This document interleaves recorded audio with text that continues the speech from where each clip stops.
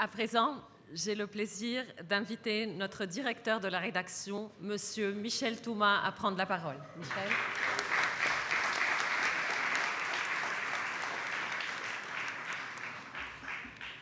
Bonsoir.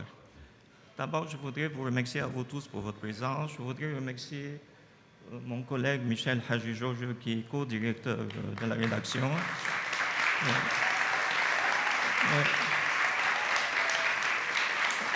Et mademoiselle Tilda Aburosa, qui sera la rédactrice en chef de ce média aussi. Je voudrais remercier tous les membres de l'équipe qui sont un peu éparpillés là, de m'avoir accordé le privilège de parler au nom de la rédaction. Alors, je voudrais signaler d'emblée que notre ambition est d'adresser un triple message aux Libanais. D'abord, un message d'espoir, et ça c'est fondamental. Un message d'espoir adressé aux jeunes et aux moins jeunes aussi. Le sort qui est réservé au Liban depuis plus que 50 ans, qui est un pays otage depuis plus que 50 ans, ce sort n'est pas une fatalité. C'est loin d'être une fatalité. Nous refusons de considérer que le Liban a été annihilé, que le Liban n'existe plus, qu'il n'y a plus d'espoir, qu'il n'y a plus rien à faire ici, que c'est fini, il faut aller chercher fortune ailleurs. Ça, c'est une attitude que nous allons combattre. Je me rappelle, au début des années 90, j'avais eu un entretien avec le patriarche Sfer. Je lui avais exprimé mes appréhensions et mes craintes au sujet de la situation au Liban. Il m'avait répondu avec la sérénité qui était sa caractéristique. Il m'avait dit, on en a connu de plus que ça, des situations plus graves que ça, et voyez, nous sommes toujours là. Donc nous sommes toujours là malgré toutes les difficultés et les épreuves que le Liban a connues au cours des siècles. Le deuxième message est un message de résistance. Alors ici, le nom de notre média, ici Beyrouth, je pense que l'allusion à ici Londres est évidente. L'allusion à l'appel du général de Gaulle, l'allusion au message de résistance. Nous avons un message de résistance à exprimer et à communiquer. Une résistance contre tous ceux qui essayent de porter atteinte à la spécificité du Liban, tous ceux qui essayent de défigurer le Liban, de changer le visage du Liban, de porter atteinte au pluralisme et au vivre ensemble du Liban. Donc c'est un message de résistance que nous voulons exprimer, que nous allons continuer à communiquer.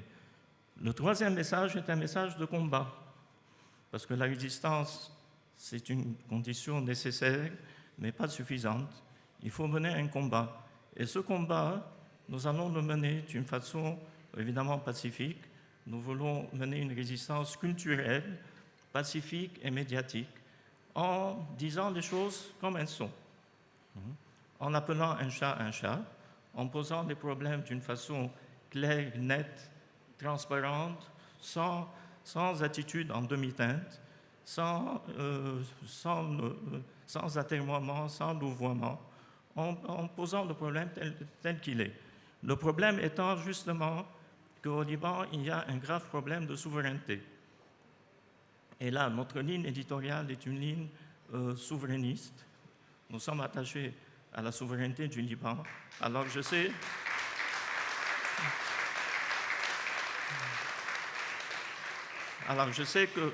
qu'en Occident, Madame l'ambassadrice, peut-être le terme souveraineté parfois a une connotation un peu péjorative, peut-être en Occident, pas toujours. D'accord, alors tant mieux.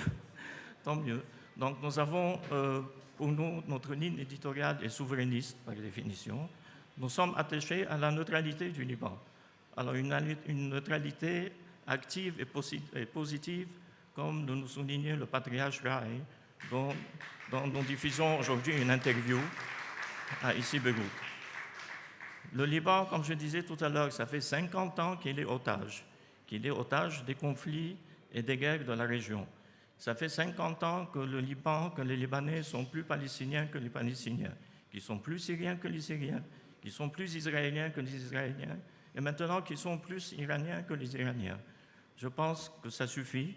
Les Libanais ont le droit, au bout de 50 ans, D'abord, d'apprendre à se connaître, tout simplement, d'apprendre à se connaître. Et deuxièmement, de mettre de l'ordre dans la maison libanaise, comme dans la maison libanaise, dans le sens de promouvoir un projet de développement équilibré, de mettre un terme à l'injustice sociale et vraiment de permettre aux Libanais de bénéficier d'un bien-être, tout simplement, de mener une vie normale. Alors ça, ce combat, nous allons le mener en disant les choses telles qu'elles sont. Ceux qui portent atteinte à la souveraineté du Liban, nous allons les dénoncer d'une façon franche, mais dans le respect du respect de l'autre et du respect de la dignité de l'autre et du respect de la dignité de l'individu et du citoyen libanais. On peut dénoncer des attitudes sans vraiment avoir une attitude agressive, disons, envers l'autre. Donc le respect du droit à la différence, le respect de la dignité de l'individu est fondamental pour nous, mais nous allons dire les choses telles qu'elles sont, sans fioriture, sans attitude en demi-teinte, sans louvoiement ou atermoiement. Donc, le dernier point, nous voulons être un média fédérateur de toutes les personnalités, les factions et les courants souverainistes qui partagent avec nous une même vision du Liban, un Liban pluraliste. Nous voulons rassembler tous les courants. Nous ne sommes pas partisans, nous ne dépendons d'aucun parti, d'aucune personnalité précise, et on veut ouvrir le débat. Le débat est ouvert à toutes les personnalités et les courants qui partagent notre vision du Liban. Voilà, c'est le message, c'est ce triple message qui va marquer notre média.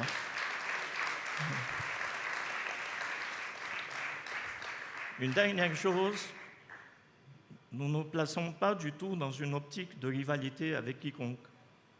D'accord ? Ça aussi, c'est un postulat de départ.